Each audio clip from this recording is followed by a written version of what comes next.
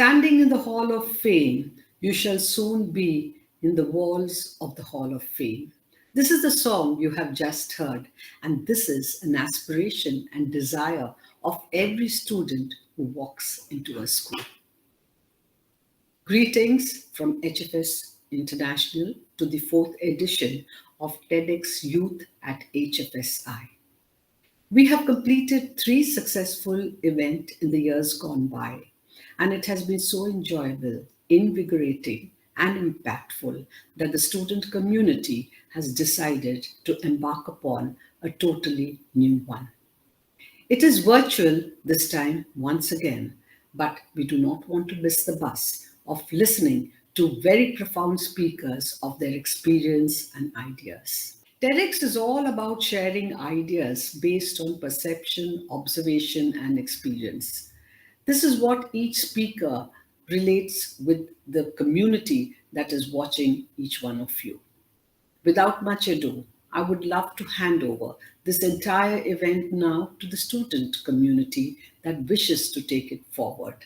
They have a wonderful program chalked for you, and I wish all of you a wonderful listening and a wonderful forming of beautiful ideas that we need to take it across to everybody in this world. Thank you. Enjoy the viewing. The Hiranandani Group is one of the most prestigious real estate developers based in Mumbai and is synonymous with creating architectural wonders. Our respectable speaker is the man who has played a monumental role in this process and has helped the Hiranandani Group rise to this status. He is the chairperson of the House of Hiranandani, and with his leadership he has helped the company rise to the epitome of success. Yes, he is none other than Mr. Surendra Hiranandani. Mr. Hiranandani is a dynamic entrepreneur and a gifted architect with an unparalleled ability to transform even the simplest of lands into beautiful and vibrant living spaces. All his architectural projects are at par with international standards, leaving a benchmark in the country. He has mastered the ability to blend in beauty, innovation with practicality and sustenance. Now, over to you, sir.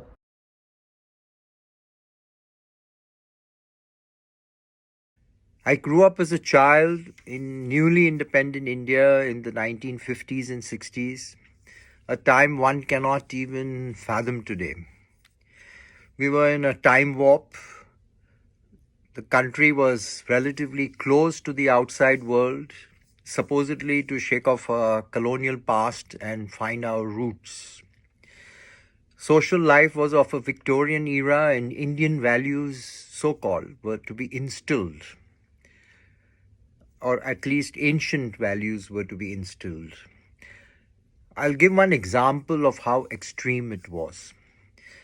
The government in the 1950s banned all Hindi and regional language film songs from being broadcasted on the radio. Remember, radio was probably the only medium of information and entertainment. If one wanted to listen to songs sung by our very own musical greats whom we still adore today, whether it be Lata Mangeshkar or Mohammad Rafi or Hemant Kumar, this was not allowed to be broadcast on the radio. It was deemed immoral and impure.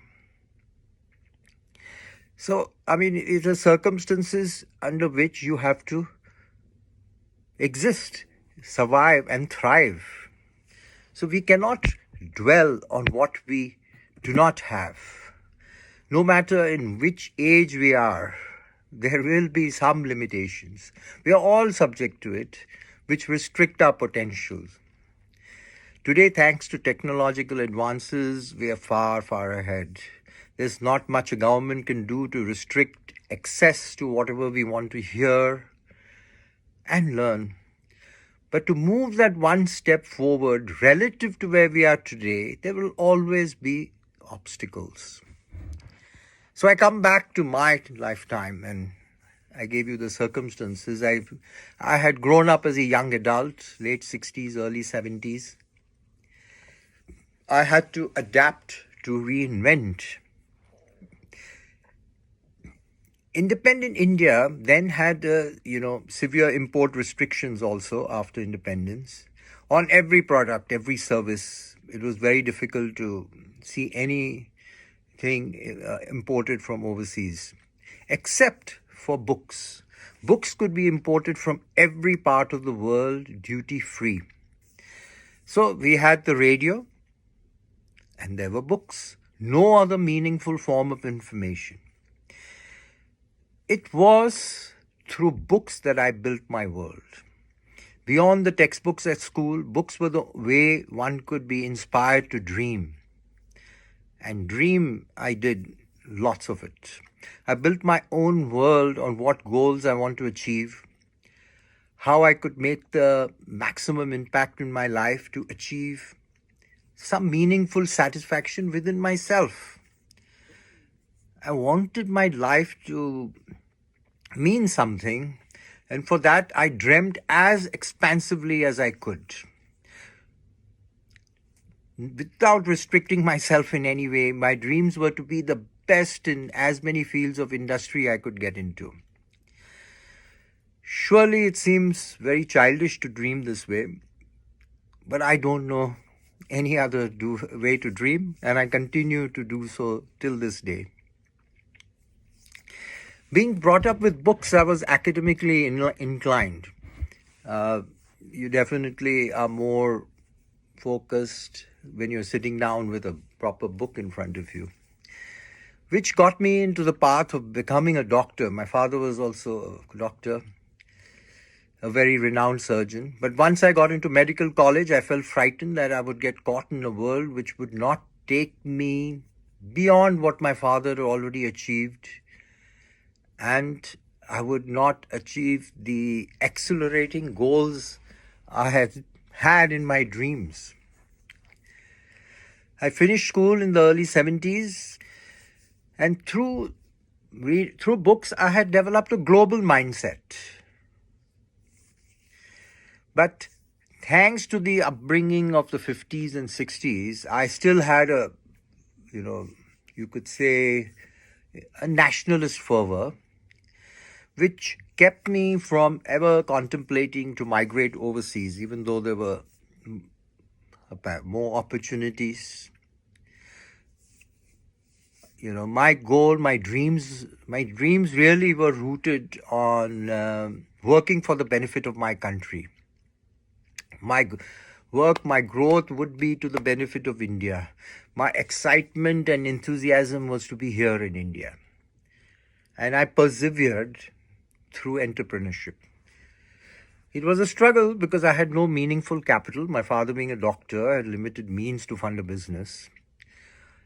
And also everything needed to be learned. You don't learn this in college. You don't learn this in school.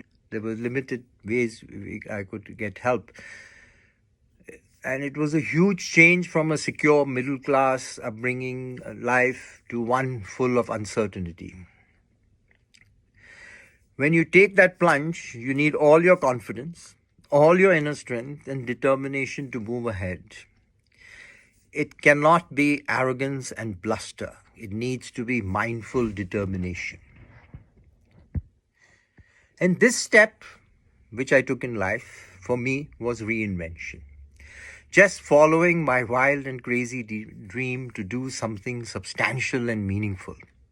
So what's my interpretation of the word reinforce?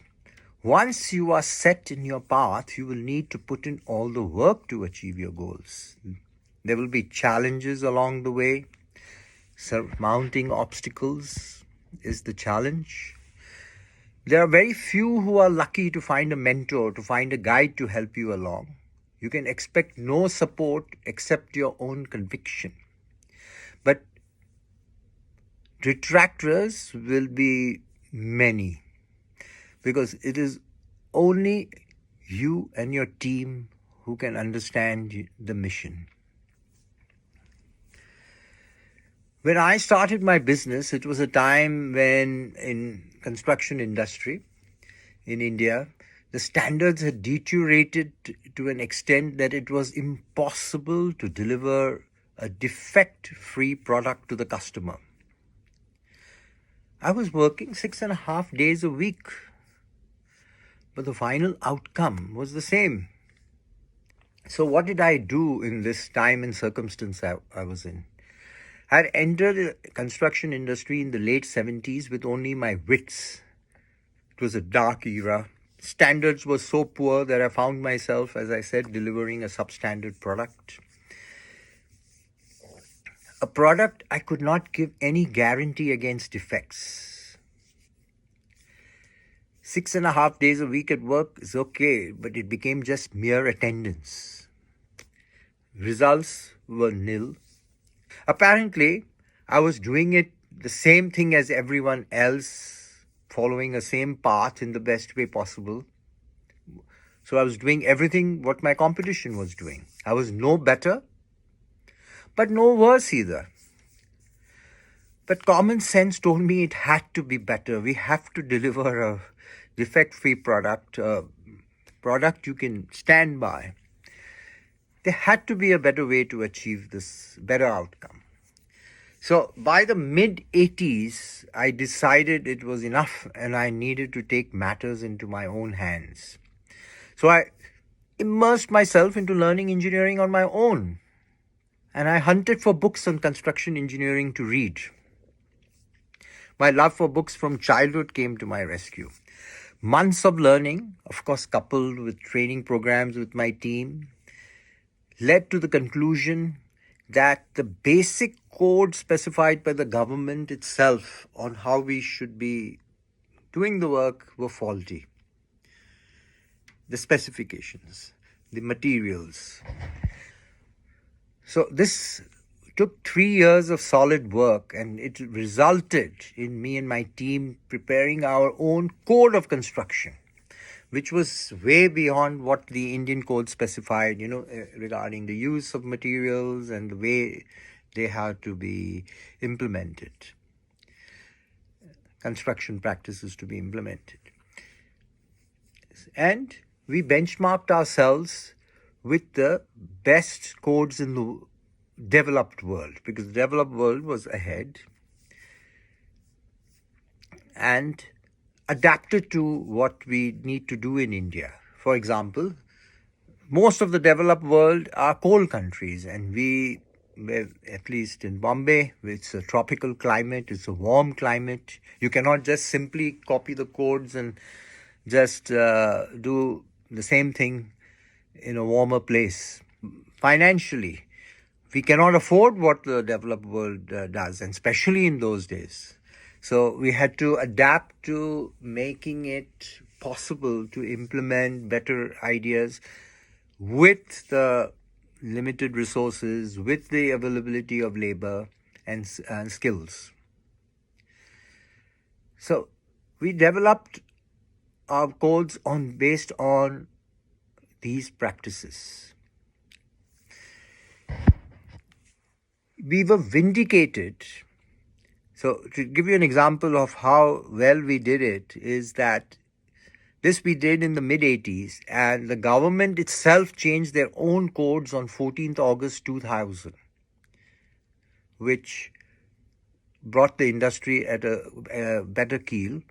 But we had already implemented what was good and best way ahead of everyone else.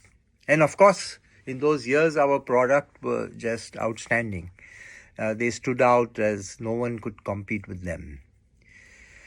And, and it does not just extend to that. We, of course, first you start with the basics, but then you go on to more advanced aspects. For me, it was making buildings and all the other aspects of making a building. So whether it is plumbing, electrical, whether it was how to lay a tile in a floor or the material you used to render a ceiling, there was nothing too ordinary. I mean, how the streets should be cleaned and, how the gardens should be maintained. So for every item, we were trailblazers in the industry. Working with suppliers is very important. They are your partners. And you work with a team who is as committed as you are. Never take cynicism as acceptable. Your team should be with you all the way. But the bottom line of all what we did was to find the most durable solution and give the best product to the customer. So what then would be my interpretation of resonate? For me, I would look at it as what I did, and nothing in this world works today without excellent design. That is one aspect we worked very hard on in the 1990s. A product with the best technology, the best technological reinvention has to be reinforced with a good design. Learning how to achieve that plays no little part in your success.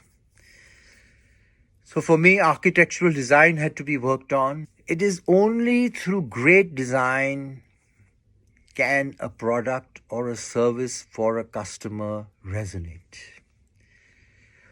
Resonating, I believe, is one of those inexplainable parts of being a human being. There's only so much engineering and mathematics you can throw at a person. Beyond that, a human being needs to see something which makes him or feel inspired and cherish the product or service you have provided. The other way to resonate would be your attitude. No one loves an arrogant, self-serving colleague.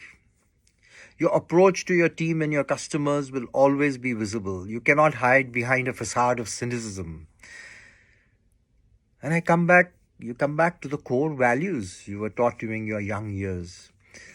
Using them to be loved, and your product to be loved, your service to be loved. There will always be skeptics along your way, and that is the very nature of human beings. Any change will attract more skeptics than people who will applaud you along the way. For even well-meaning senior professionals whom I met in my career in the early days when I was embarking on all these ideas and changes, and they said, comments came like, "You're not building a nuclear power plant. Why are you doing all this?" And others would say that, we're elderly people, so you respect them, you of course listen to them. And they would say that we've been doing this way since so many years, since over 30, 40 years. Why do you want to change it? And why do you want to do it like this?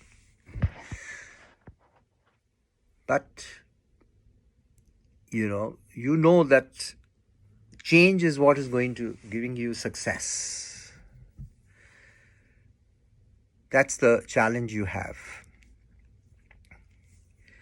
And if you are to achieve your goals, you have to have altruistic goals.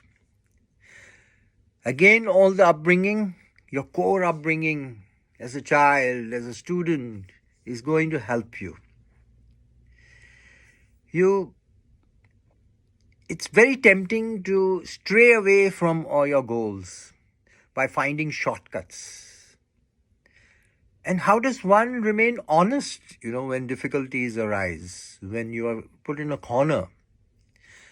It really is not as difficult as it seems. Remember that for most people who are corrupt, they have had a goal to be so. They are not corrupt incidentally. It has been their career choice all along. But corruption as a means to success can only be short-lived. And even if you do succeed, it will take away any satisfaction you wish to achieve from your success.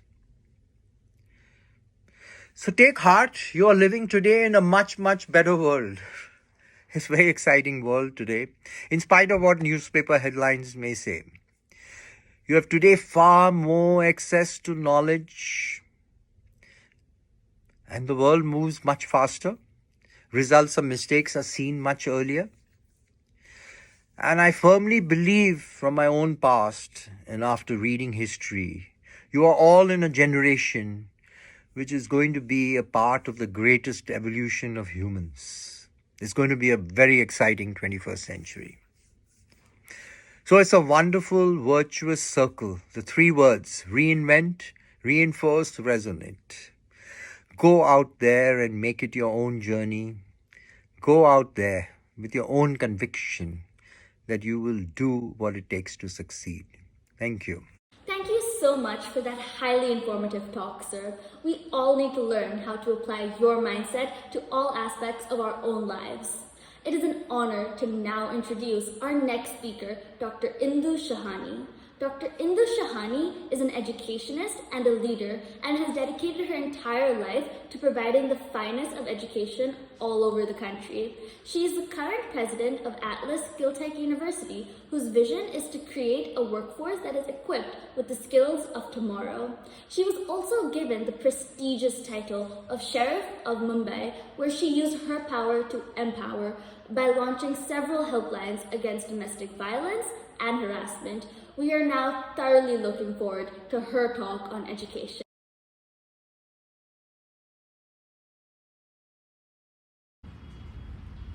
Thank you for inviting me for this TED Talk.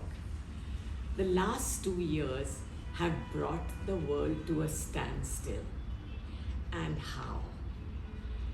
I think the pandemic was not only a health crisis, but it was an economic crisis, a social crisis, but most of all, it closed down schools and colleges.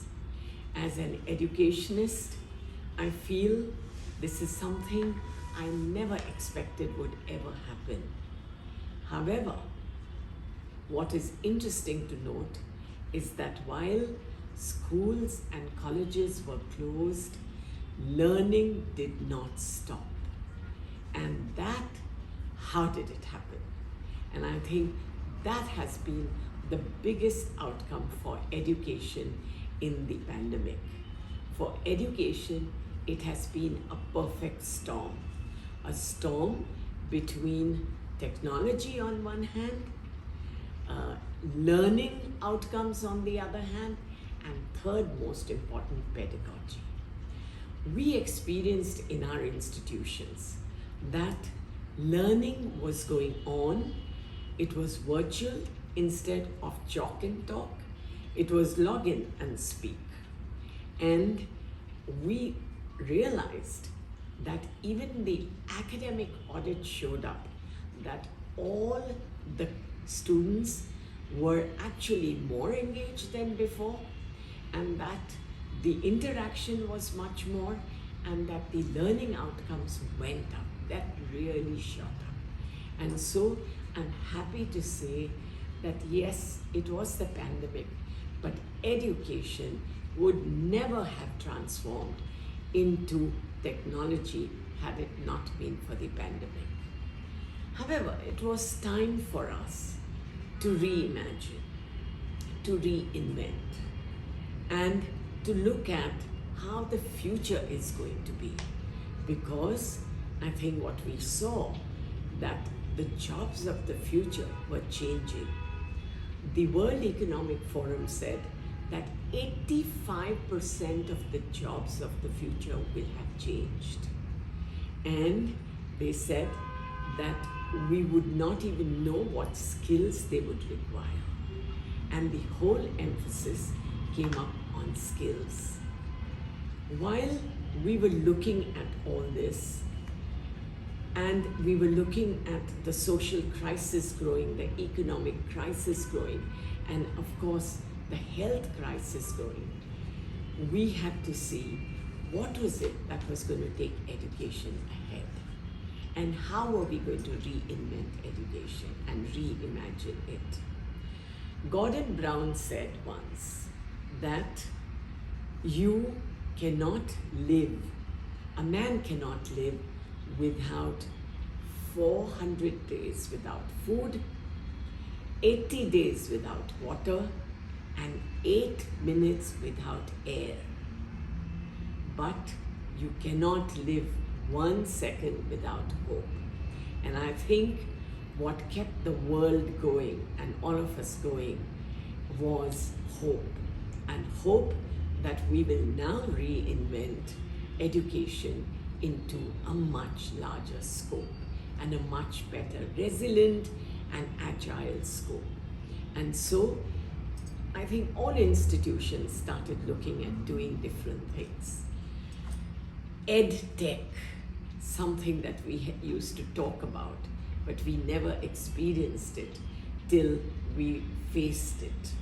And how quickly EdTech became popular, and how quickly these companies grew, and how quickly it became interesting to see that EdTech companies, online education was being reinvented, and online education and EdTech became the name of the game and became the future. And even when we go back to our physical campuses, I'm sure online education has a great future. And we look forward to even more invention in that. But it was not just reinventing. We had to reimagine, and we had to see that we are able to bring in newer skills and newer outputs in our education system.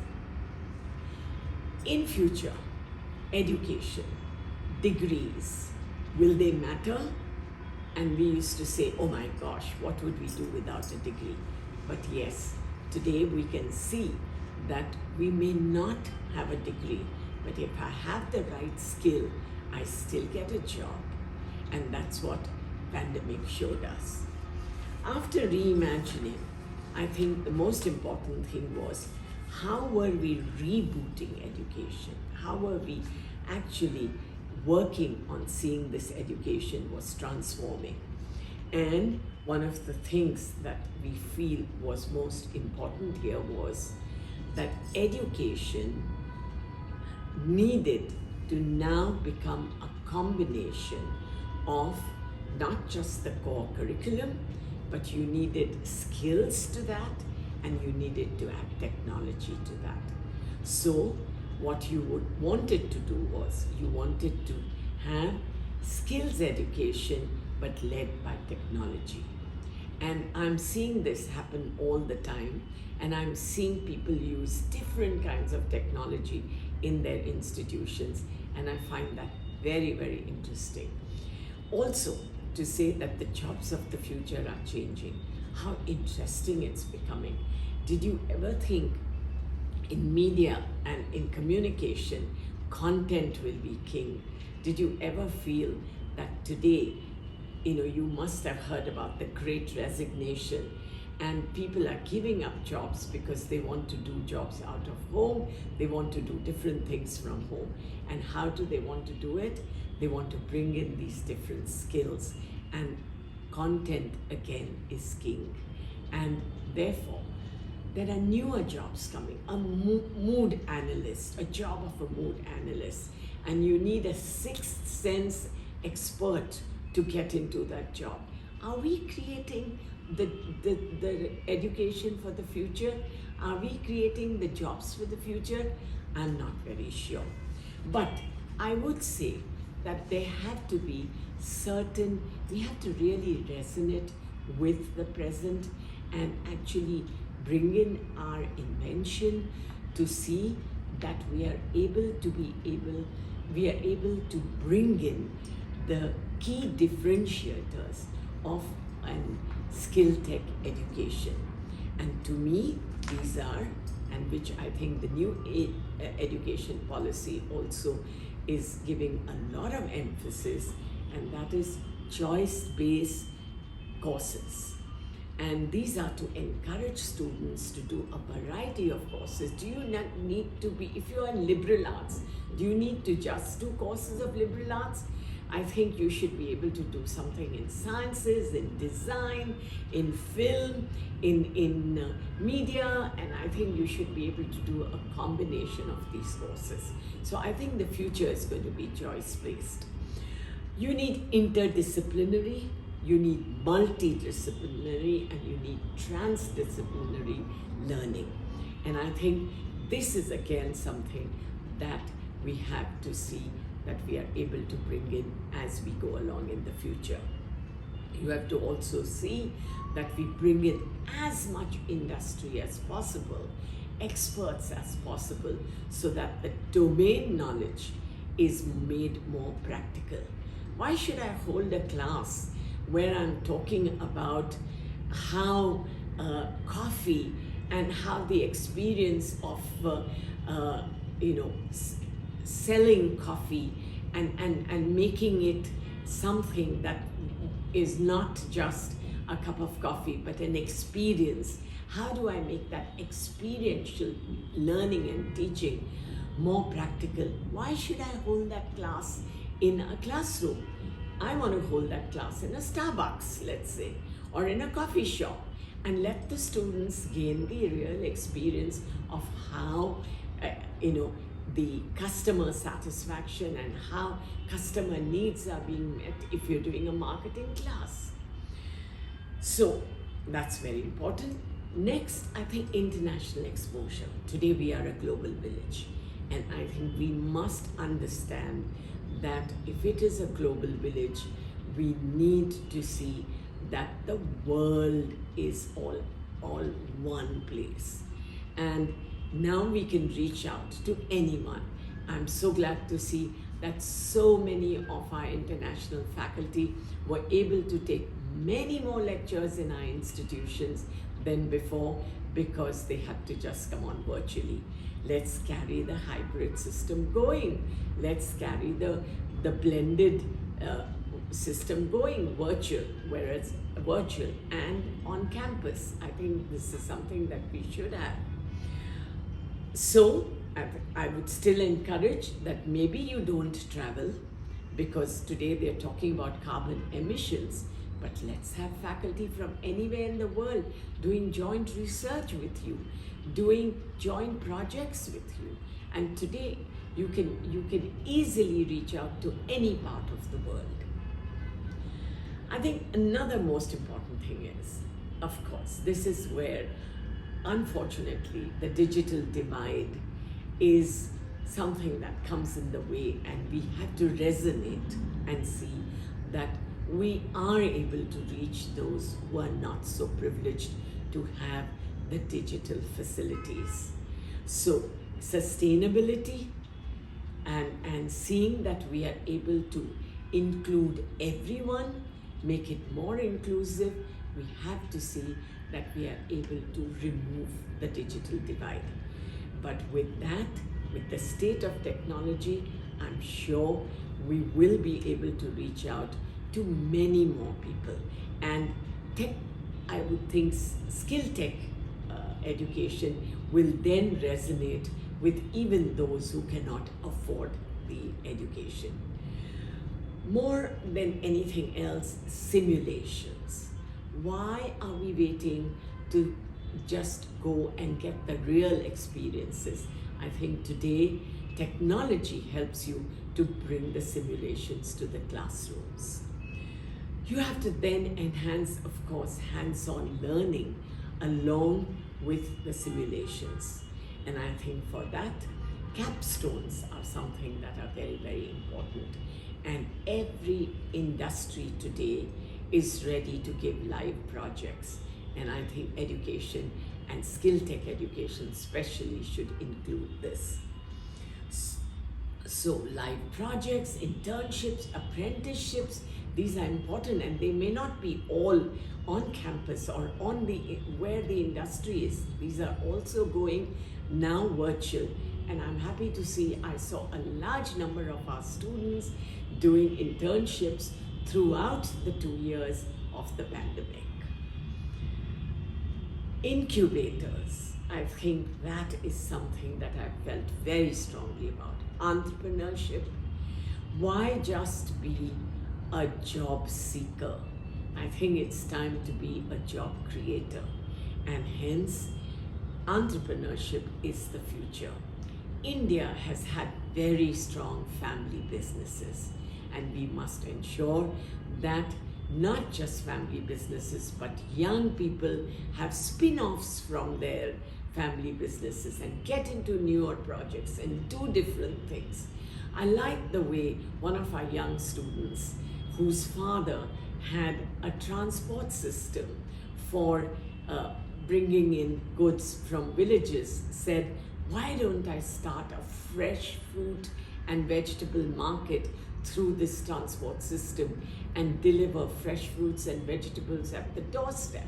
And this was something which was not being done, because earlier the family business only looked at the wholesaling, and today he's running one of the most successful businesses and a young entrepreneurship project. But what I'm very happy to see today in my students is that the entrepreneurial projects are based on empathy. They have understood what India needs. They don't want to separate the two Indias. They want to take the India that cannot afford along with them. And most of their projects are such that are looking at the climate change, are looking at sustainability, are looking at helping those who are not so privileged. And I'm happy to say that that is the future. If the young are so socially conscious, if the young are conscious of ESG, environment, social and corporate governance, India has a beautiful future, because the young Indians are not just looking selfishly at what they want to become, but they are looking at where they can take India. And India has got the advantage that 50% of its population is under the age of 25. We are the youngest country in the world today with the average age of 29. And if these young people, the young people of my country, have these strong values, I think they're going to take this country to an absolutely high level and a different level. I'm very, very proud of my young students. And so I think it's something that we must encourage. Community projects, we must encourage social projects, we must encourage all of them to work together, learn the digital skills that are required, and not just the hard skills, but also the soft skills. Today, communication and collaboration are very, very important, but more than that is also the cognitive skills, high order cognitive skills of critical thinking, creativity, and I'm happy to say that the students are all gaining this. But before I would end, I would like to just say something that I read years ago and I never thought would come true today. This was about 10 years back, and I said, Susan Newman said, digital learners will rebel against intellectual conformity and learning avatars will become commonplace. AI, ML will become a part of the skill tech that we are talking about. And so let teachers, school teachers, and governments work together, resonate what the young people want, and let's take this India ahead with reimagining, reinventing, and resonating with the youth. Thank you, ma'am. I'm sure everyone here will take something from that speech. We now move to our next speaker, Mr. Ankit Singh. Ankit Singh is a testament to the notion that dedication and hard work transforms even the most unbelievable dreams into reality. In a span of only 4 years with the Oscar Foundation, he evolved from being a young kid in their football academy to becoming their budding leader, who can now work and encourage young children to reach their full potential. However, his true dream is to become an actor. He found his calling when he performed a play in his fourth grade, and ever since then, he has dreamt of becoming an actor. Some of his works include playing the role of Sardar Udham in a theatre play across India, and he will soon also be appearing in a show on Sony. That being said, his road to success hasn't been an easy one, and here he is to tell us his story.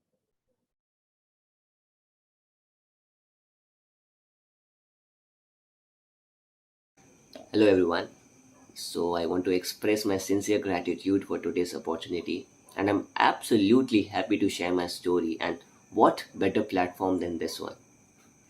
So lower middle class is a perception, and it can be deemed as a barrier or an opportunity. And my story is all about manifesting opportunities in adversities.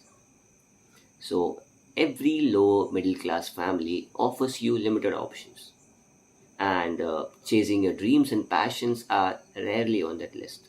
In short, struggle is a part of your life since day one. And all of that is just to have a safe job. However, it was a bit different in my case. I was the firstborn of the family after a long, painful wait of 7 years, and I enjoyed all the love, attention, affection, and care I wanted. Of course, along with that, added some weight of high expectations. Although my parents were not highly educated, they wanted me to study from the best school they could afford. They wanted me to do everything, including the things which they have seen only children of affluent parents doing. And of course, best education was top of their list. Yet, it was schooling where my struggle really began. Let me explain you why and maybe how. So my parents admitted me to the government school in Powai when we came to Mumbai, and we started living in a shanty or a chawl, you can say. So imagine for a boy who's not complete 4 years old also, and he is being admitted into first grade, who has never seen the face of a school, how actually it looks like. And more than that, the only language which he knew is Bhojpuri. On my first day, my mom took me to the school, and I saw my class teacher, and I hid behind my mom. I still remember that moment when she dragged me and got me onto the first bench. I cried my eyes out. But there was one more person who was crying more than me. She was my mom, standing outside the classroom and peeping from a small glass opening of a wooden door. Since then, till now, my mom was and she is my biggest support system. On the very same day, uh, my teacher told me to introduce myself to the entire class. But how can a child who doesn't speak a word of Hindi speak English? So months passed, and I felt like it was better to keep quiet than to become a laughing stock or a free of cost clown for whole class. I steadily became an introvert, and I even faked being deaf to ignore all the mean names I was assigned. But deep down, I knew that I had enough of this, and I will start to listen to everyone closely and will try to focus on learning the languages, that's Hindi and English. And apart from that, when I was in fourth grade, uh, there was a teacher who nearly pushed me to do a play which I was reluctant to participate. But it was my annual school day, and she was like, "You should do this play, and it would help you to make new friends." And I eventually took part on that play, and something I never imagined myself doing. And this changed my life. At the end of the play, there was a pin drop silence. Generally, the silence is the same, but gradually the silence changed to a form of cheering, then whistles, then finally claps everywhere. And I realized that this was the first time people were clapping for me. And it was like magic to me. And that very moment, I decided that I want to do this. This is what I wanted, and I will be an actor. On the same day, as soon as I reached home, I told my mom that I want to be an actor, mom. As always, she was supportive, but also reminded me about academics. Both of us were totally unaware of this world of acting. Yet, she said, "Go ahead, try it." But she gave me the most important advice in my life: always have a backup plan. Simultaneously, during my school years, I observed the older boys in school play football, and this sparked a new interest in me. Once my love for sports grew, so did my confidence, and a few of my intense insecurities were put down forever. And this only happened because I went out of my comfort zone and tried something completely new to me in a successful attempt to reinvent myself. And so I was set off on a path of pursuing my dreams and also keeping track of plan B. However, new lessons and experiences are always a part of life. As I continued on my path, I encountered another passion that would grow in me, that was to share and care. One day, when I was coming on my way home from school, I met a child who was around 8 years of age and who tried to sell me a balloon on the street. Given his age, I asked him, "Do you go to school?" And unfortunately, he said, I couldn't because I need to arrange food for my family. While I was proud of him for trying to take care of his family, and at such a young age, I also felt sad that he was missing onto the school and education. I realized how grateful I was and how lucky I am. In a spur of a moment decision, I asked him, "Will you study if I teach you?" He looked excited and said, "Yes, every day." But after arranging food for my family, I smiled and said, "Okay, that's your call." So the very next day, I started teaching him. For 2 continuous years, I gave him lectures, made him wear my clothes, and arranged food for his family. And the money I used to earn was from a bi-weekly promotional event that used to pay me around 500 rupees a day actually. From then on, I made it my mission to help kids like him. The mission continued, and When I was in 12th grade, I got introduced to an NGO which taught unprivileged kids free of cost. And this is where I shed my introversion and the extrovert in me started developing. During this time, I even helped few students caught up in addiction and substance abuse.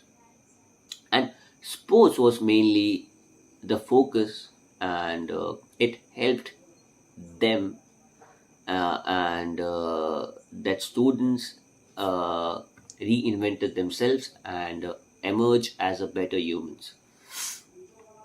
After that, I also represented Mumbai in football and table tennis, and I was back to being confident and manifesting success, and I came across Oscar, an NGO that is working in things related to football and again changing life of various other students. And then came my mother's teaching of sharing knowledge, and without a second thought, I enrolled in the sports training. Somehow, Plan B had taken center stage, but I always knew I wanted to be an actor, achieve what I always wanted and manifested for. I searched for the places where I can, learn the craft, but fees were comparatively high, and my family and I couldn't afford it. And I even thought of moving away from the acting and pursuing football actively. But for plan A, that was acting, I required money. And I joined one of the leading companies, taking into consideration that the company was once a sponsor of a big football club. So I could pursue football and earn money. And from that money, I could pay my dues or fees for acting rather. And I never lacked in manifesting, never. And maybe that was the reason I got an opportunity to do theater and workshop at the same time with slightly less money comparatively. Then I got an opportunity from Oscar to join a young leader program where I was getting the opportunity to train young children in football and also help them in studies too. Uh, Weekdays I was busy with football and my job, and weekends happy with my theater acting and passion. Uh, to be precise, to be frank, it was not as easy as I had imagined it would be. I had issues coping up with the schedule, and schedule was like job, football, sessions with children, gym, acting classes, etc. etc. And trust me, the only thing which worked here for me was focus, courage, and desire of how badly you want anything to happen. And that acts as a motivation to you. This thing continued for 1 year, and I was still an average performer. I decided I should leave the job and start acting full time. And I did so. Now I was improving in the craft of acting, but I was struggling to pay the fees. In spite of my all efforts, I was just a guy who was serving tea to my fellow theater professionals and watching them do plays from backstage. I wondered what was holding me back, and it dawned on me. That was the block was my thinking, surroundings, and people around me. And as always said, and that's rightly said, new battles need a new approach. So I decided to change everything. Now, was the time for three crucial words to come into picture. That's that is reinvent, reinforce, and resonate. I uh, kind of started with the first problem, that was my thinking, my own thinking. And I had heard somewhere that you are the replica of five people around you. And society had taught me that not to hang out with girls and female co-artists. I was I was a product of outdated thinking, and it was imperative for me to change that thinking. Uh, I was I was always uncomfortable taking and performing, and I was always uncomfortable in talking to them. And if there's a scene with a girl, I used to do, nothing except standing in a corner. I decided everything should be changed, and of course, Oscar was always around to help me to cope up with this change. And so, yes, then I started with reinventing myself and reinforcing my changed values, and that resonated with every person who surrounds me.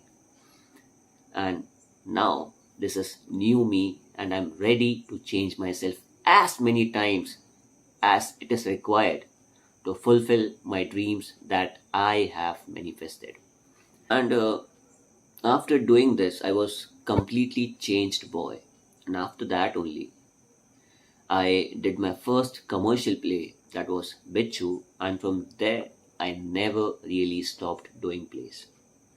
I have been performing plays all over India.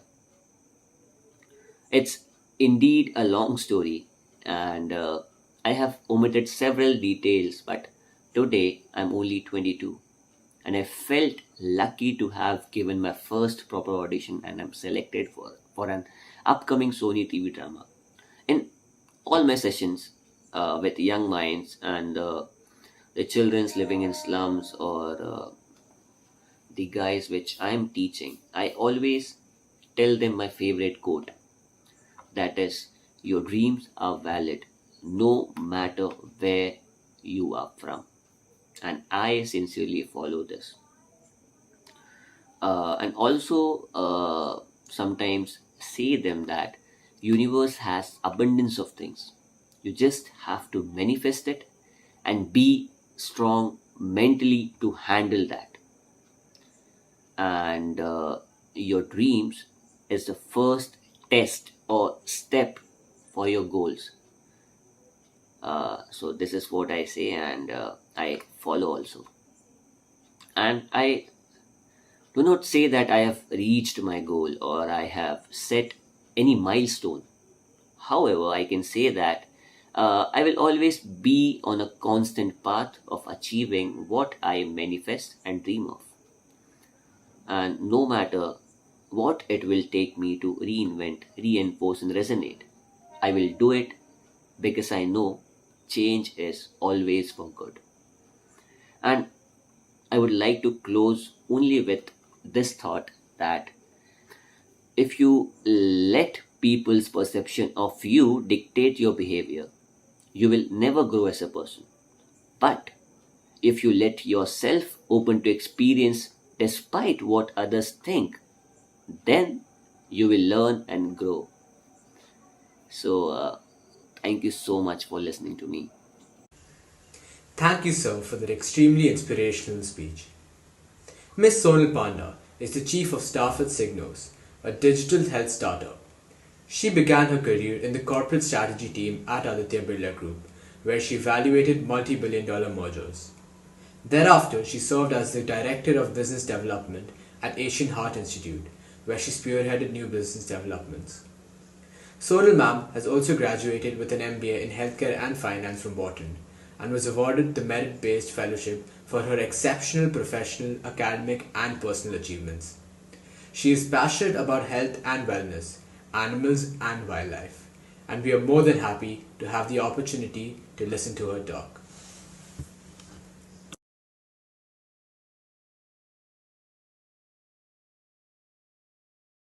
Last year, at the beginning of the pandemic, I lost 3 people close to me, the 3 people who form my support system. Losing one would have been unimaginable. Losing 3 was devastating. I just moved to a new city. I didn't know many people, and the support system I would have relied on to get me through a time like this was suddenly gone. Added to that were state-imposed social distancing requirements, and I was alone. I sought comfort in a handful of friends and family, but quite quickly realized their limitations. That no matter what they said or did, despite their best intentions, it couldn't magically transport me out of my paralyzing emptiness. Any relief I felt in their virtual company was temporary and evaporated as soon as I was back in my world. I had to get through this myself. It was going to be anything but easy. I had to put in the work, and the only way out was through. Today, I'd like to share with you how I engineered my happiness after the most devastating period in my life, and how you can too. Happiness is just one end of the spectrum, though. On the other end is depression, and in between is where we find ourselves most of the time, what organizational psychologist Adam Grant recently termed languishing. So to understand how to engineer your happiness is to understand how to survive the state of depression if you're ever in it, and how to thrive through languishing. Phase 1 was coping. In Mumbai, I volunteered at a suicide prevention helpline, where for 4 years, I answered calls from people who found themselves in positions where I now found myself.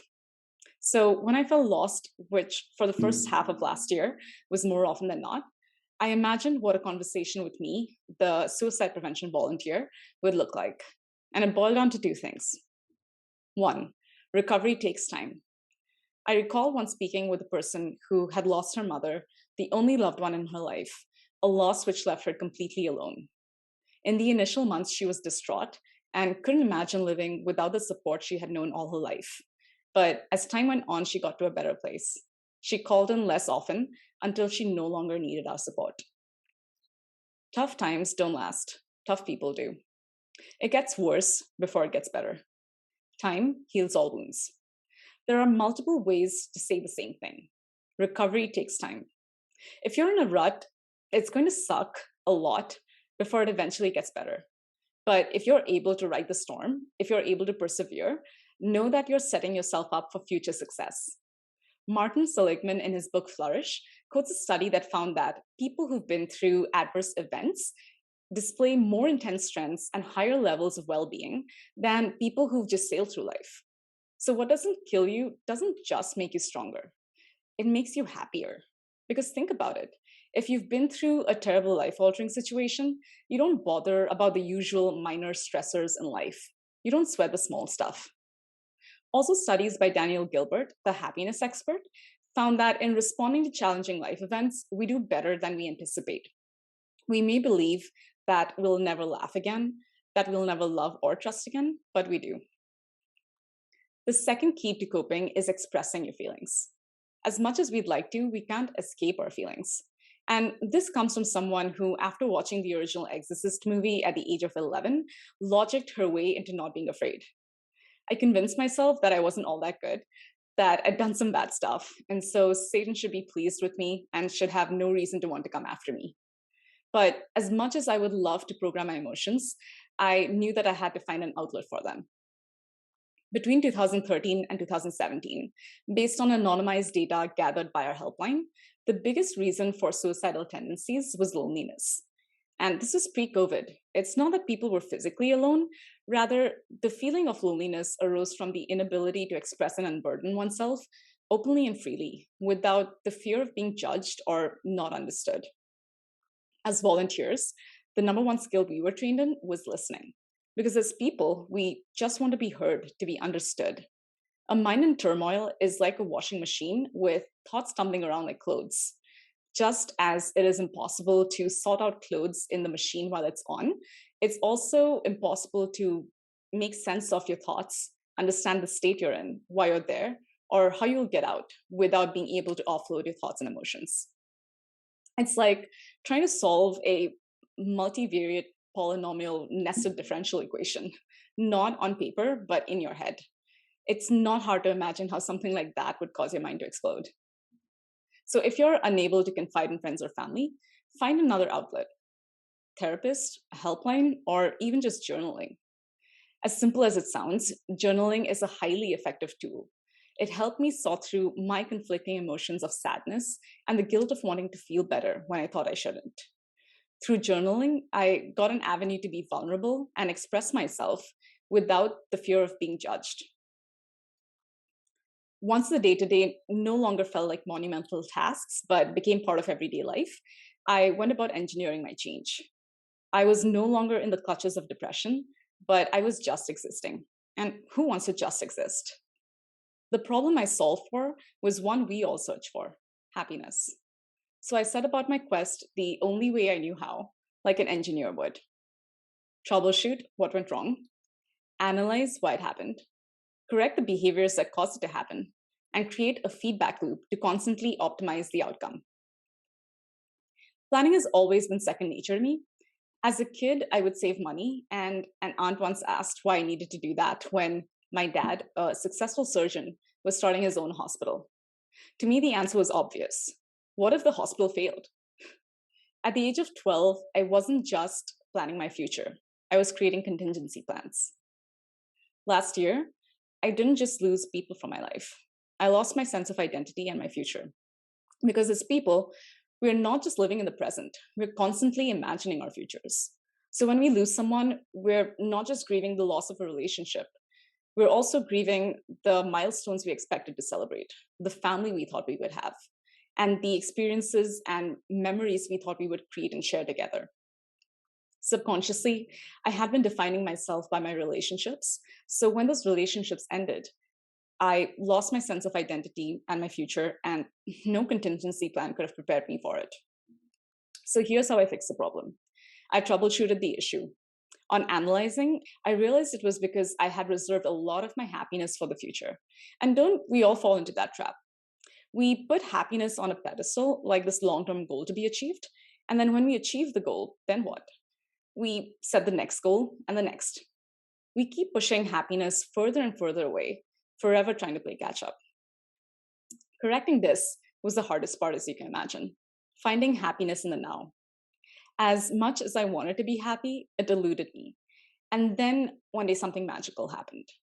I was turning 30 in the middle of the pandemic when shelter in place was in full swing.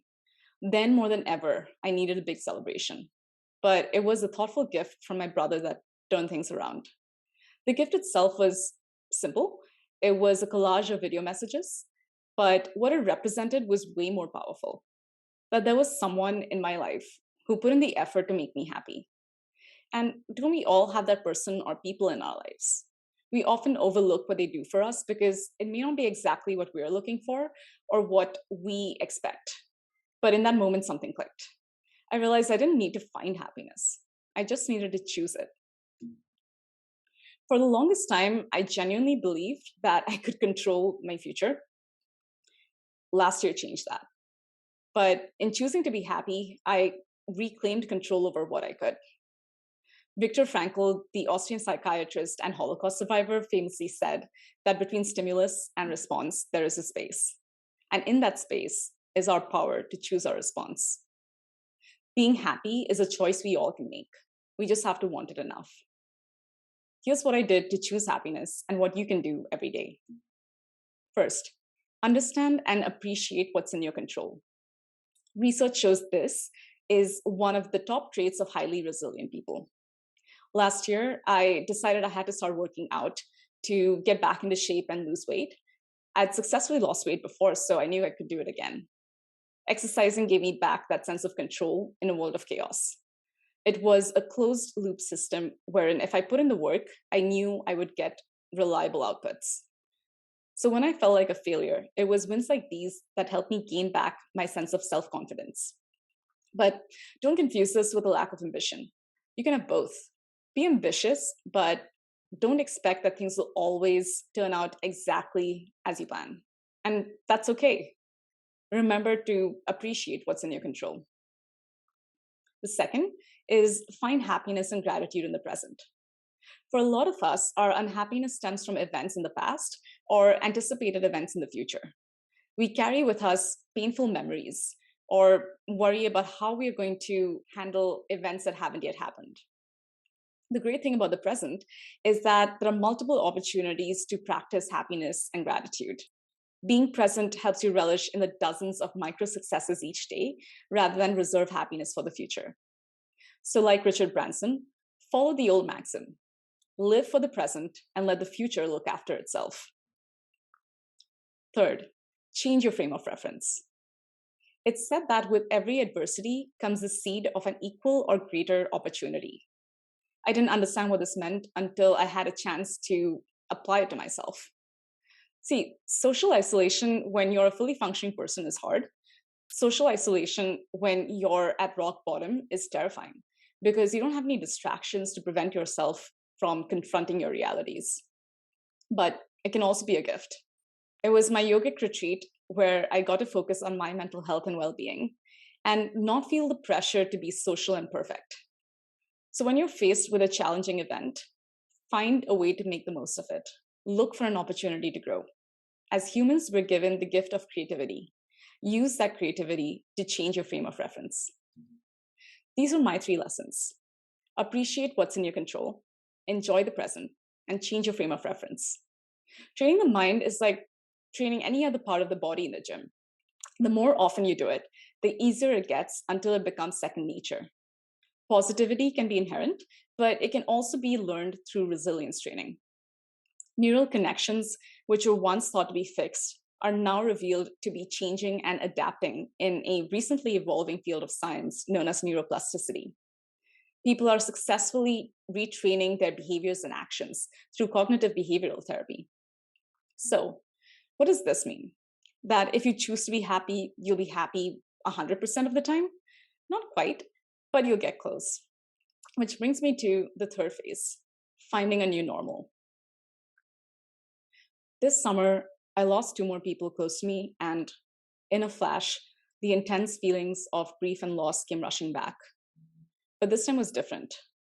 I'd read and researched enough in the last 1.5 years to know that even though I felt like I was starting from scratch, that the progress I'd made wasn't for nothing. The feelings I had were a natural consequence of a traumatic event being triggered, to be teleported back in time to the last time I felt that way. But as much as I willed myself to be happy, as much as I chose to be happy, it didn't work like that. I couldn't just skip past coping right to healing. But having gone through it once, I knew what to expect, and I was able to recover a second time round at a much faster pace. It's not that I don't miss the people from my life, I just try to focus on the happy memories rather than the loss which is outside my control. If the last 2 years have taught me anything, it's that shit happens. Don't take things for granted. Don't take your relationships for granted. Don't take your career for granted. Don't take life for granted. Don't wait for an existential crisis in your mid-40s to start questioning if you're happy with your life choices. Have one every year or every couple of years. Assess where you are in your personal and professional journey, and if you're not happy with the trajectory, change it. Don't be okay with complacency. Adversities don't define you. How you respond to adversity defines you. Be stubborn, not in refusing to change, but in refusing to let life define your journey. My story was one of loss and perseverance in the pursuit of happiness, but we can't have change without loss. So accept loss, learn from it, grow. And don't just live, thrive, and choose to be happy. Thank you. Thank you so much for your wonderful talk, ma'am. Our next speaker is a messiah in the realm of cybersecurity. He's a doctorate in cyber economic crimes from Tata Institute of Social Sciences, Mumbai. He's done his MTech in agricultural engineering, and without him, the Maharashtra government would not be able to build 51 cybercrime investigation cyber labs and cyber police stations. Speaker, researcher, technology evangelist, and a PhD. Let us now hear from Dr. Balsing Rajput.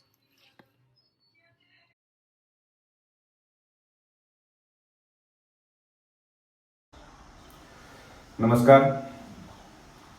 Today, life has become digital. Everything is online. From entertainment, education, to banking, to shopping. Everything has become digital. Now, internet and information technology infrastructure is everywhere. We have to live with that. It is making life very easy, but we have to see the other angle also. The technology which has made the life easy has also made the life easy for the criminals also. Criminals erstwhile had to go to the place where they want to rob a bank, where they want to rob a house. Now they don't want to go anywhere. Sitting in their cozy rooms, they are robbing it. Now it has become very effortless, very cost saving. And this phenomenon is coming with the digital life, with the internet. If you see crime and technology, both always have effect of each other. Crime is a human mind phenomenon. It's not a technology phenomenon. Crime is committed by human against a human.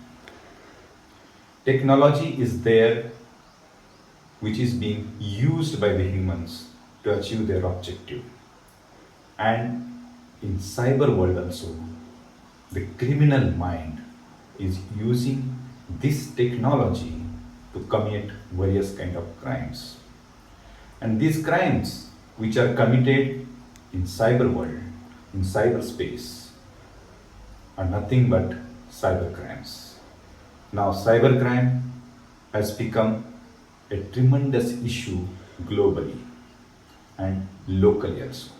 It is not limited only to organizations, to nation states, or to few society people, but it is causing harm to everybody, including you and me.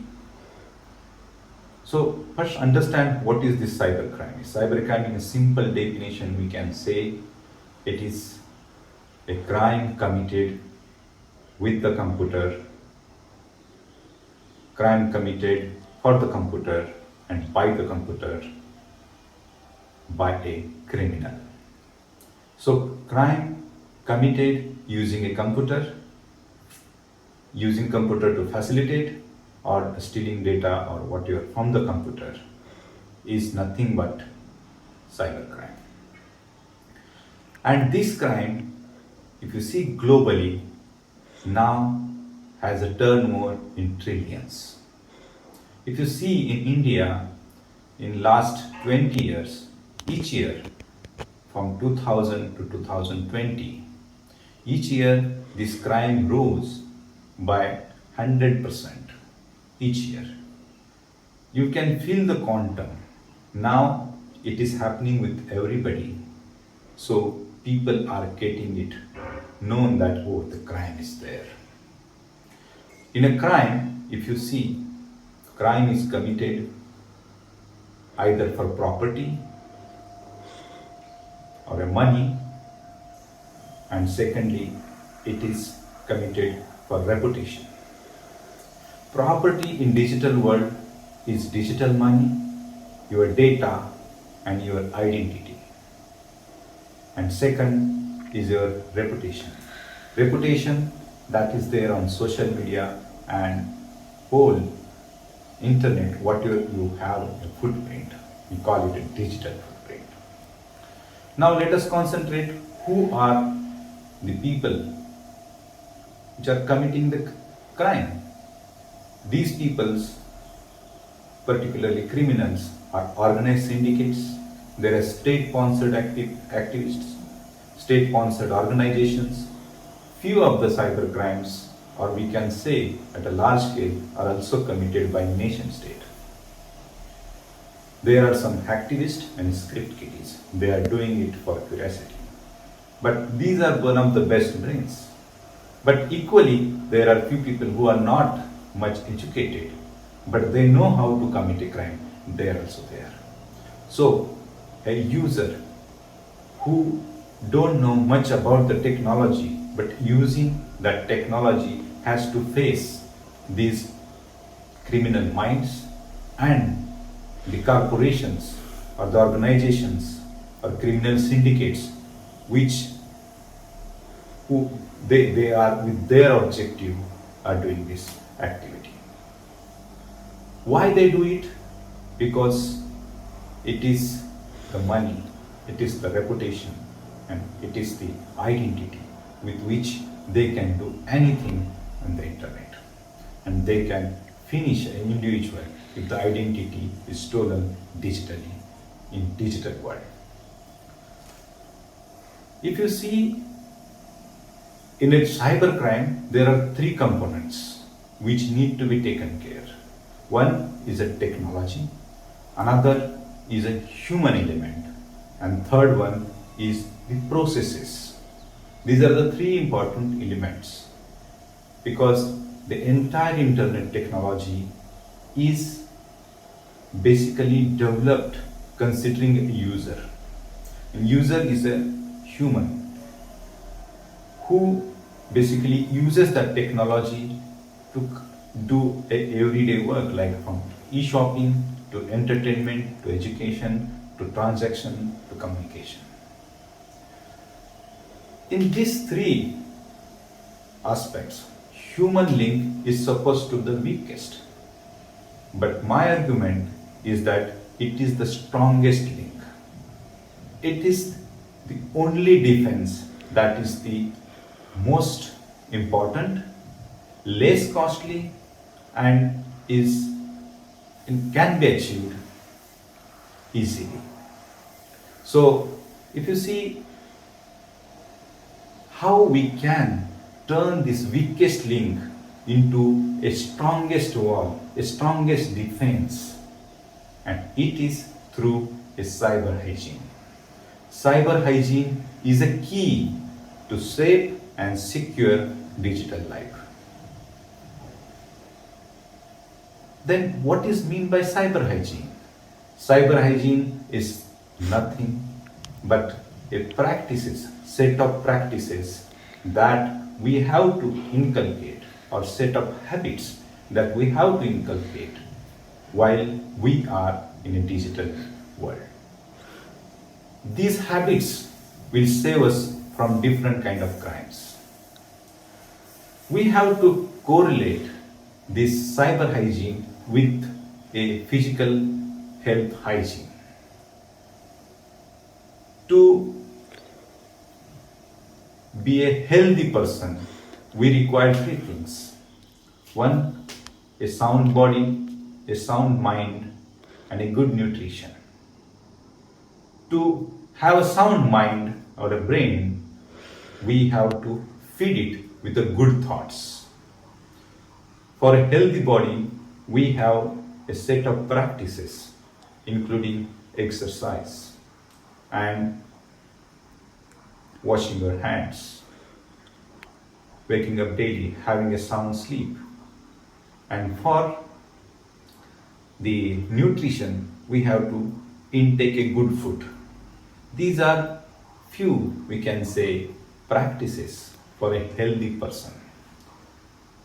Similarly, the hygienic practices which are used in physical health world, we can similarly correlate considering our behavior in the cyber world as one body. What is there in the cyber world?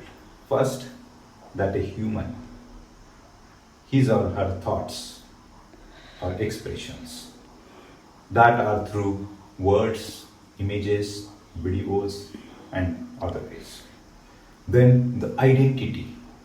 We enter into the cyber world with our persona that we called identity, which is through user ID and password, or maybe through biometric.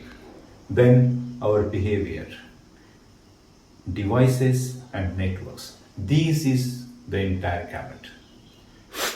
And in cyber hygiene, we have to achieve the best practices, that in turn we have to make it into habits. First, about the data. Data is like your head, is your brain, the most important thing which you have to protect. So always keep a backup of the data. You can feel that your data have nothing important to the world, but yes, every data is important, and that can be used against you. Then we have identity.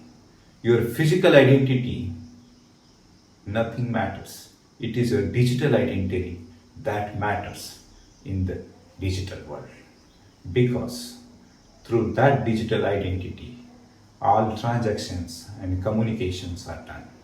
Protecting that digital identity is very important. And for that, always keep in mind, don't share your user ID and password to others, even with your friends. I will give an example. Two friends, both were female adolescents, were having very good friendship, and they used to share their user ID passwords on their mobile so that they can instantly upload each other's videos when they were shooting each other's videos. But soon their friendship turned a sour. A third friend came in between, and then they had a quarrel. In that, both that friends started to share such a kind of images and videos which should not have been. So story here is that we should not trust with user ID and password with anybody, because it is your identity. Social media, now you feel it just like a way to express everything. It is, people feel it is a gate to freedom. Yeah, you can express anything, but consider whatever you can do in a society, in a public, that only you should do on social media, because once on internet, it is always there on the internet. No photo, video, audio or text which are once sent on the social media can be deleted permanently, because there are thousands of organizations who are harvesting and storing the data. So when you are on social media, keep your behavior, how you behave in a public function, how you behave in front of your parents, how you behave in front of your relatives. If any video, any action that you can share with your family, you can share on social media. The next thing is about devices. We use devices. Now, the convergence of technology has made a mobile the most powerful device on the earth. It is there with you always while you are working, sleeping, or traveling. It is the most efficient device, but it is the best surveillance and data collecting and sending device. It can make your life easy and make your life hell. So device, carrying the device, always keep your device with you. Clean your device periodically for data. Don't keep data which is not relevant with you. Always take a backup. Always check which applications are there and which you require really. The applications which you don't use, maybe weekly or monthly, don't keep it. And always upgrade the operating systems. Then the network. Don't use a free network that is available in public places, because that is the point where one enters into your device. So if you follow the cyber hygiene in your digital world, I feel that it is the best immunity pill. It is the best defense that we can have in digital world. And that is the way to survive in the digital world. Jai Hind. Thank you, Mr. Rajput, for your informative speech. Now we have Miss Raell Padamsee, who is an individual of many talents.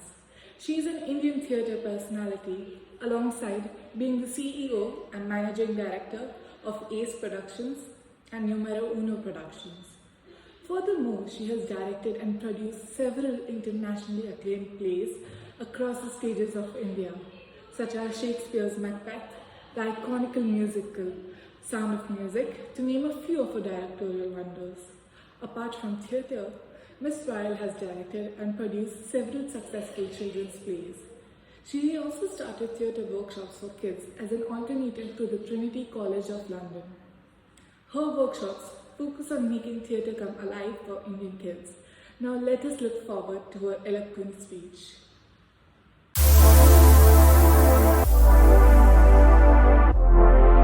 I've been involved in the theatre from, I guess, day one.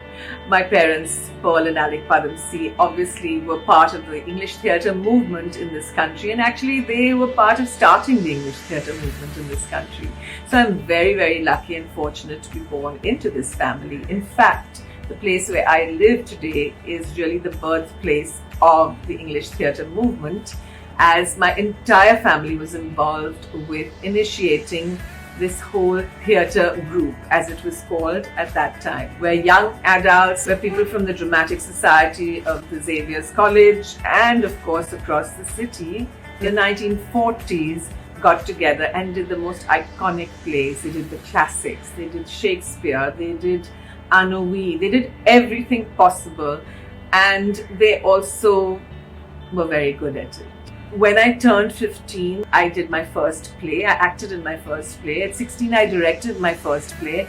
And at 19, I produced my first play. We did a lot of meaningful theatre and socially relevant theatre with Lucian Dubé, where we talked about women's empowerment, the AIDS problem, child sexual abuse, to Aruna's story, which was about rape and the rape laws in this country. Brought down a whole host of entertainment from abroad. So we work with communication skills, confidence building, and of course creativity. To be able to think out of the box is one of the most important things I feel that children and young adults should be able to do.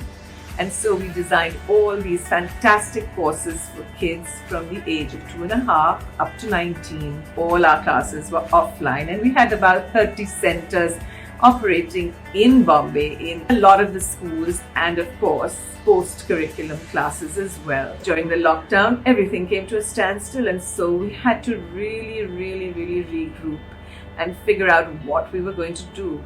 And so we went online. We designed a very interesting 4-day workshop. That was it, called Lockdown with Fun, where we thought, of course, that the lockdown would be over in a couple of, weeks, so to say.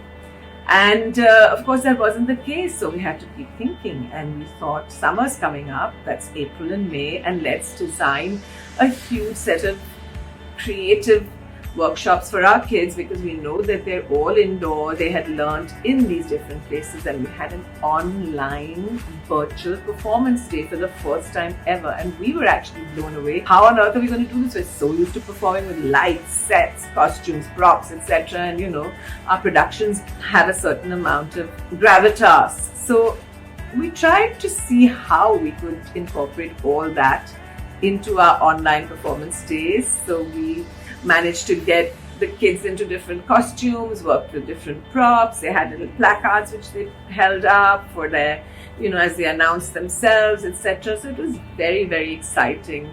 And the most wonderful thing that I heard was that, when's the next cruise? And that really blew us apart because we thought, oh my God, not only is this a success, but everybody wants more. So overnight, we had to design, develop, curate a whole new cruise where we went to 5 different countries and learned 5 different sets of languages, etc. It was another huge learning experience for us because not only had we opened up our courses to people in India, which was from all over India, from Indore to Raipur, Tirupati, from Dubai, Singapore, Sri Lanka, from Port Blair. We even did a special course for the kids in America because their time zones are different, so we had to be up till 9:30 at night teaching them. So it's really been something that we had to really relook at, reorganize. From the very beginning, my father brought us up to understand that we were very, very fortunate to have all that we had and that we had to give back. And so it was almost in our DNA. He used to run a lot of public service campaigns. He spent a lot of time in Lintas advertising. And so in 2002, I'm very happy to say that we started our CREATE Foundation.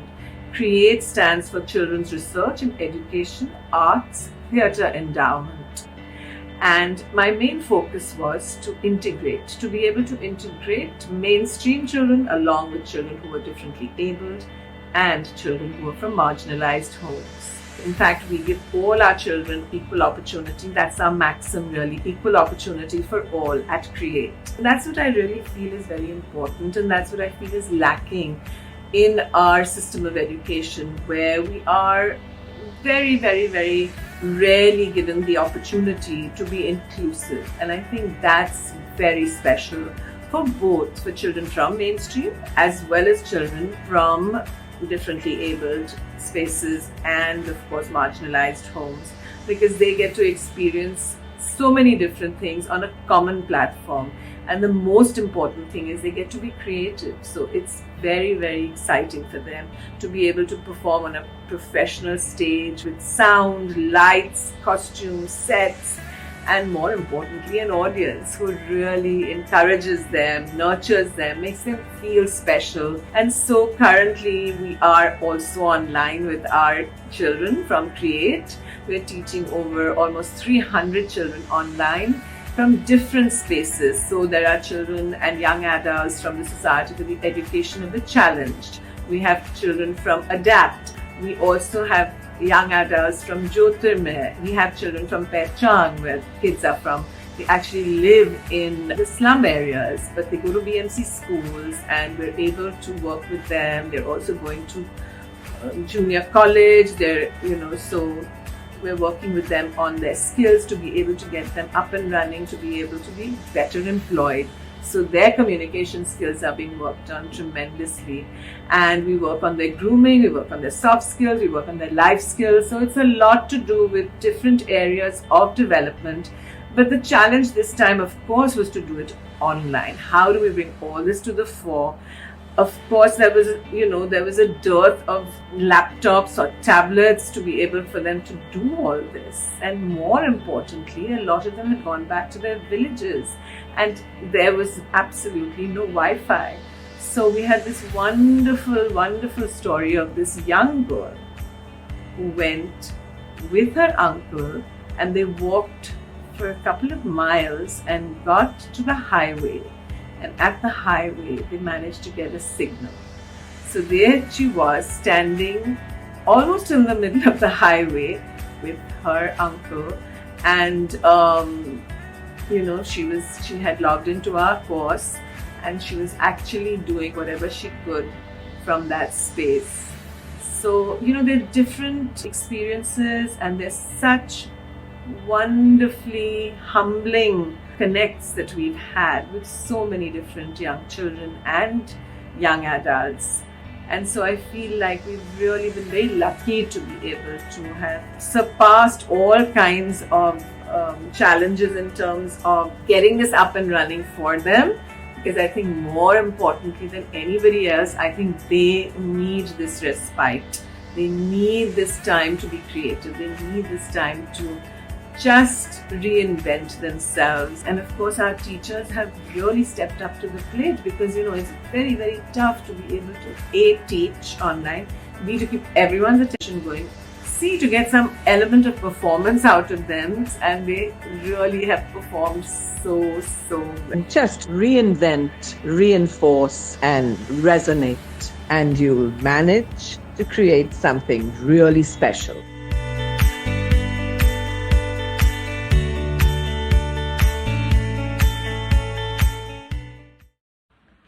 Thank you so much, Ma'am, for that articulate speech. We thoroughly enjoyed it, and it inspired all of us to embrace our creative sides. Moving on, what can be more noble than bringing a smile to the faces of those who suffer and give them hope for a better life?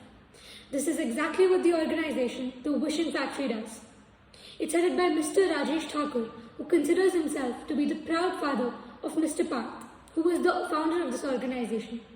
Mr. Parth was a patient of thalassemia, and at the tender age of 19, he decided to start this organization to help others like him. Before passing, he made his father the torch bearer for this organization. Through the Wishing Factory, countless patients of thalassemia get access to better healthcare, and the organization also fulfills their wishes. Let's hear it from the man himself, Mr. Rajesh Thakur.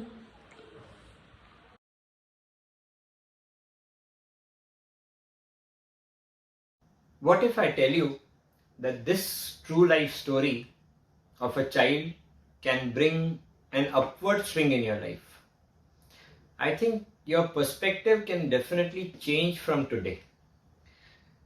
Because this boy was not an ordinary boy. Parth, my own son, yes, Parth. Parth was born with a disorder called thalassemia, a genetic blood disorder. For those who don't know, when both mother and father carry a minor trait of this thalassemia gene, the chances of having a thalassemia major child are 25 to 50%. Thalassemia is a common and fatal disorder. However, when asked about it, only a few people know.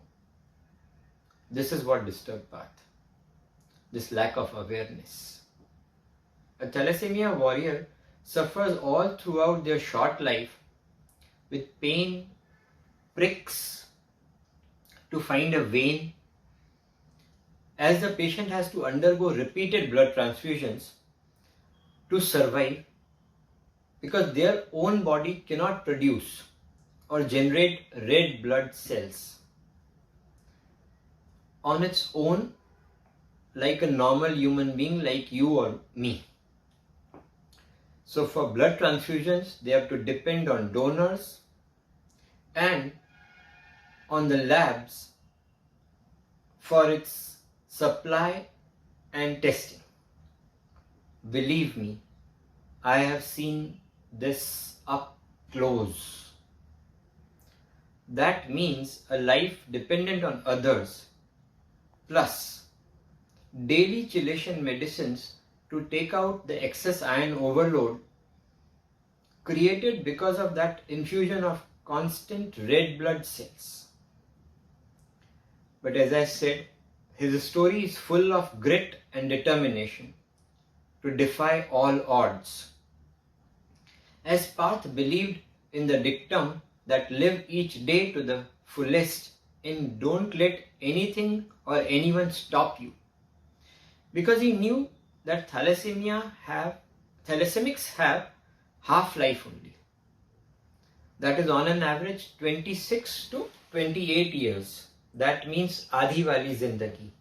A phrase which he very often used of late at the places where he used to convey about this disorder. Adhi wali zindagi. Here, to understand the difference that most diseases are curable, treatable or manageable, but thalassemia, no cure. Except bone marrow transplant, which too has very remote possibilities because of so many ifs and buts involved in finding a donor or pre and post complications.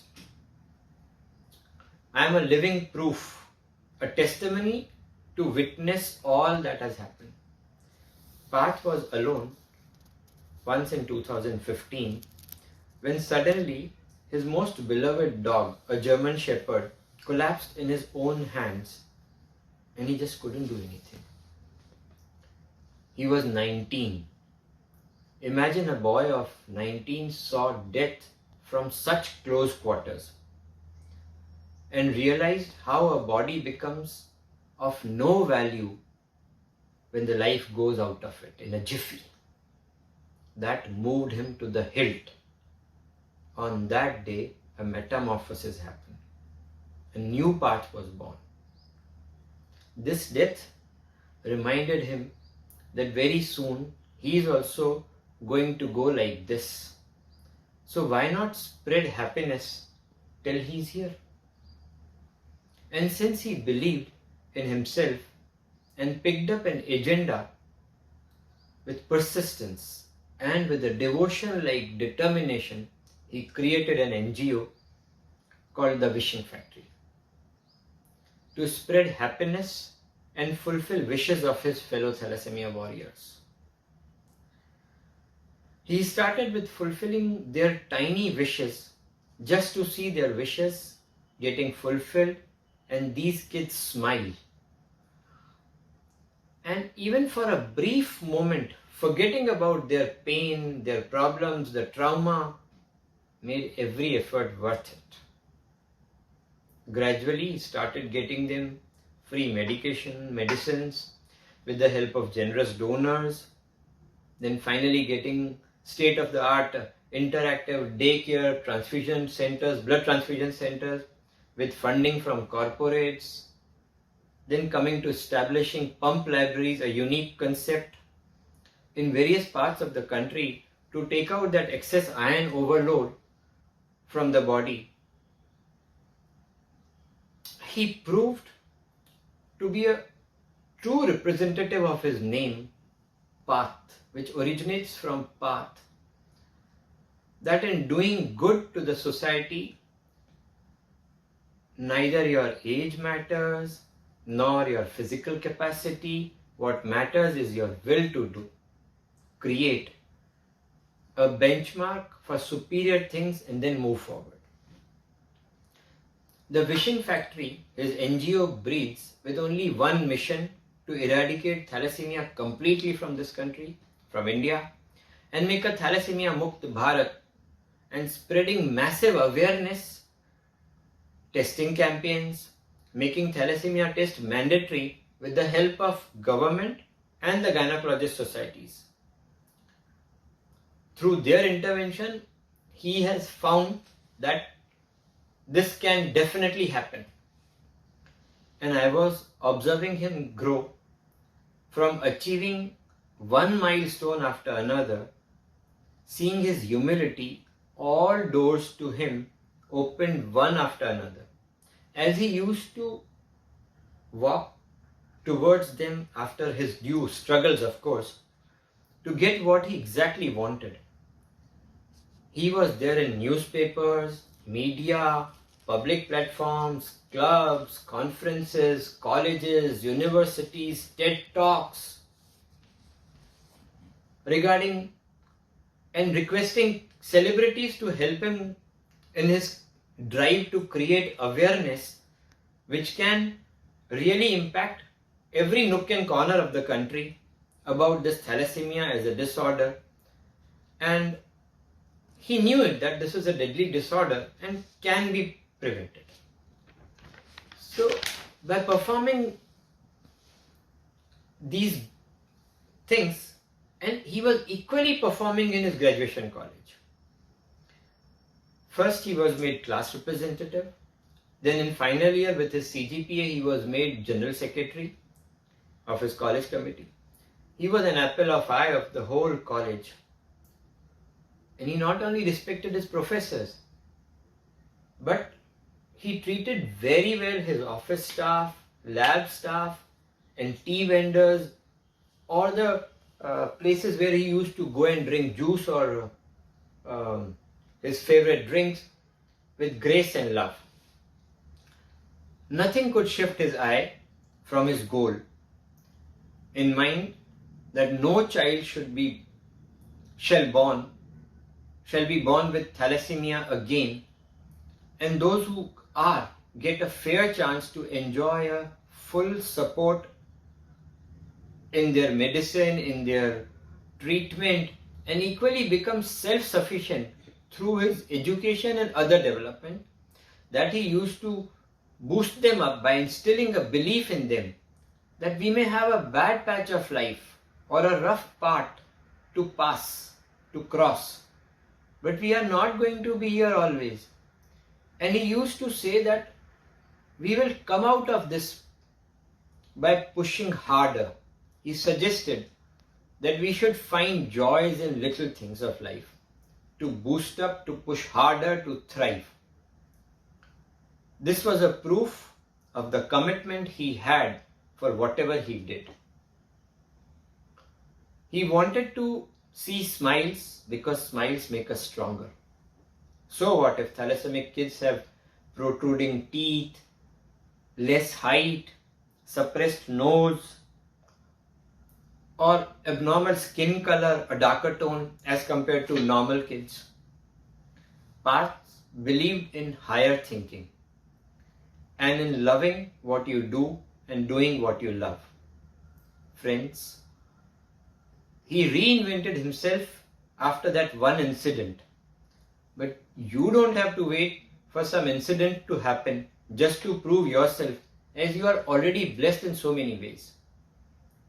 He kept reinventing himself. His persistence brought clarity in his thoughts, and with perseverance, in such a short span of 5 years, his ideas resonated across the world. Yes, the idea that since it's a preventable disorder, concerned agencies have to make it mandatory to get this thalassemia test before any family planning is now done, resonating in the circles of policymakers and those who matter and actually have a key to unlock this problem or this challenge. And he always said we cannot avoid the ups and downs of or the obstacles that come our way, but we can change the way we look at them. And that is why I always say that I am proud to be father of Parth Thakur. In fact, waiting for that day impatiently when we can get that enactment done, which makes this thalassemia test mandatory, and with such massive awareness drive, and when someone can ask me, who is your idol? This reminds me actually that MS Dhoni was Parth's idol, and he was fond of him because of the composer, because of the way he used to pursue, get the things done, and then move forward in a most ordinary way. He did the same. And I can proudly say at that time that it is Parth Thakur. He is my idol, as he pushed me to the limits and taught me that in life take risks, as if you never fail or get stuck or face resistance, you are simply playing it too safe. And he opened my eyes to the fact that the leaders are those who do not conform, they reform.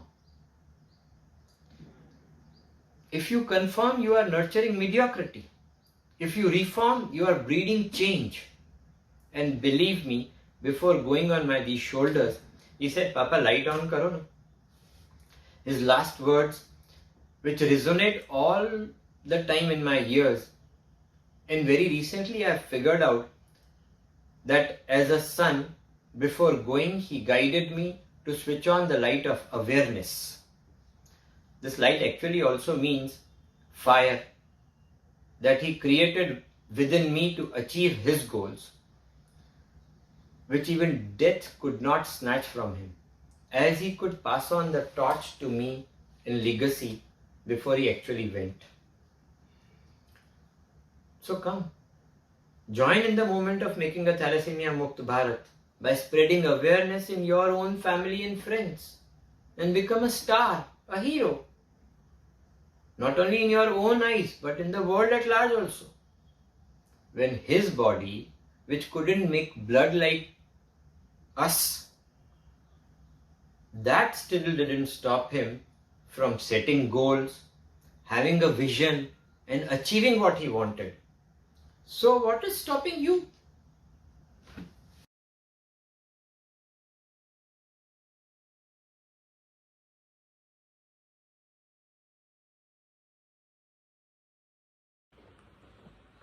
Thank you, sir, for that heartwarming talk.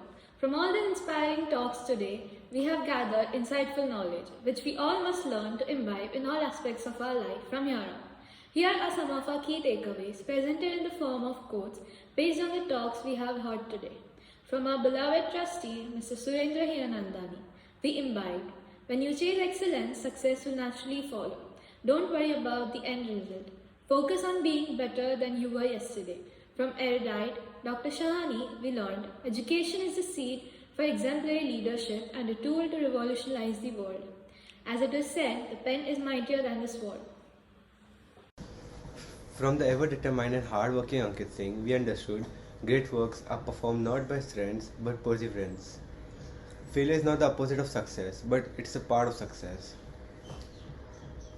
From Dr. Balsing Rajput, a force to be reckoned with, we learned change begins at the end of your comfort zone. Greatness cannot be achieved with complacency. To the highly intellectual women who taught us that the key to being happy is knowing you have the power to choose what to accept and what to let go. Everyone faces their own struggles, but it's how we respond to them that sets us apart. From the multifaceted and ingenious Raell Padamsee, we imbibe. Without creativity, there would be no progress, and we would forever be repeating the same patterns.